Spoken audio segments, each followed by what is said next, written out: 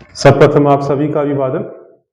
Ajay IAS Kankarbagh Patna के YouTube channel पे आप सभी का स्वागत है। आज के इस वीडियो के माध्यम से मैं जिस टॉपिक की चर्चा करने जा रहा हूं वह है विकास विहीन रोजगार या रोजगार विहीन विकास। जब भी हम भारतीय अर्थव्यवस्था के संदर्भ में आर्थिक विकास और रोजगार के संबंधों की चर्चा करते हैं तो हमें दो शब्दावली देखने को मिलती है। वो है विकास विहीन रोजगार और दूसरा है रोजगार विहीन विकास। एक प्रकार से देखा जाए तो दोनों मिलते जुलते शब्द ही हैं, परंतु इन दोनों में बहुत ही बुनियादी अंतर देखने को हम लोग को मिलता है। तो इन दोनों शब्दों में अगर हम अंतर करने चाहें तो हमें कुछ मानक बनाने होंगे। जैसे कि अगर हम ये शब्द देखें विकास विहीन रोजगार और दूसरा रोजगार विहीन विकास, इन दोनों में दो चीज कॉमन यानी कि आर्थिक विकास और दूसरा रोजगार। तो यदि हम विकास विहीन रोजगार की बात करें तो इसका मतलब क्या हो रहा है, यानी कि आर्थिक विकास को अगर हम पैरामीटर बनाए तो इस कंसेप्ट में यानी कि आर्थिक विकास हमें देखने को नहीं मिलता है, जबकि रोजगार में वृद्धि देखने को मिल रही है। दूसरी तरफ अगर हम रोजगार विहीन विकास की बात करें, इसका तात्पर्य यह हो जाता है कि आर्थिक विकास तो हो रहा है परंतु रोजगार की जो स्थिति है वो कम पड़ रही है। तो ये कैसे पॉसिबल है?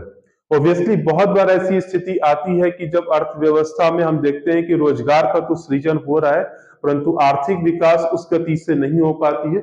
और दूसरी तरफ जब हम ये देखते हैं कि आर्थिक विकास तो हो रहा है यानी कि जीडीपी के आंकड़ों में वृद्धि तो हमें देखने को मिल रही है परंतु रोजगार के अवसरों में उतनी वृद्धि नहीं हो पाती है। इन्हीं विरोधाभासी परिस्थितियों को हम कहते हैं विकास विहीन रोजगार या रोजगार विहीन विकास।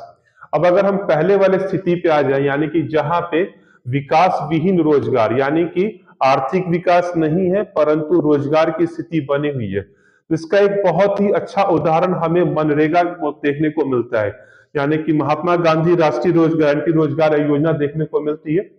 ऐसी स्थिति में हम देखते हैं कि इस योजना के तहत जितने भी ग्रामीण मजदूर होते हैं उनको एक निश्चित अवधि के लिए रोजगार तो उपलब्ध कराया जाता है, परंतु ऐसे रोजगार से बहुत ज्यादा आर्थिक विकास नहीं हो पाता है। एक प्रकार से ये एक सीजनल रोजगार के तौर पे जो कि आर्थिक विकास को बहुत ज्यादा प्रोत्साहन नहीं देता है।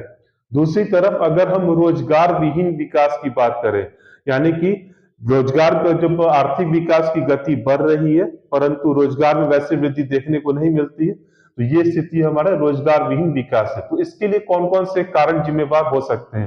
तो यहाँ पे देखिए, जो अगर कभी कभी जब भी अर्थव्यवस्था विकास की ओर उन्मुख होती है तो एक प्रकार से प्रौद्योगिकी में भी बदलाव आता है।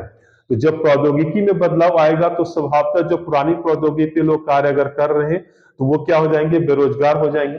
दूसरी तरफ अगर हम क्षेत्रीय बदलाव की बात करें यानी कि अर्थव्यवस्था के एक क्षेत्र से दूसरे क्षेत्र में अगर कोई बदलाव आता है तो उसके परिणाम स्वरूप स्थिति क्या होगी, ग्रोथ तो हम लोग को देखने को मिलेगा परंतु रोजगार के अवसरों में कमी देखने को मिलती है।